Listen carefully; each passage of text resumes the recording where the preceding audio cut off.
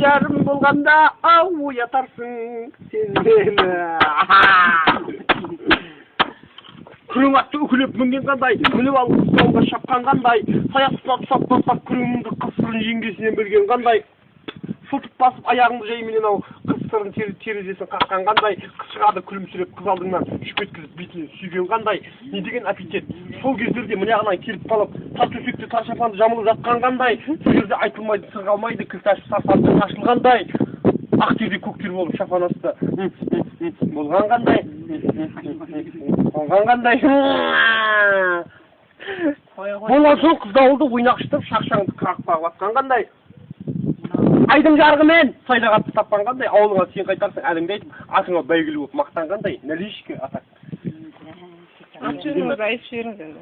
Ат жөніңіз. Ат жөн? Не алды екен? Аты жөнің. Менің атым Емеңді Қараева, Гүлмира.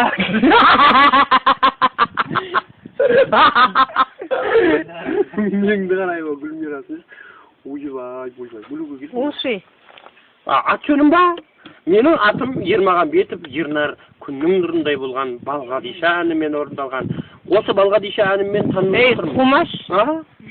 Оқып өте береді екен, не қылайын онда? Атымды айтайын ба?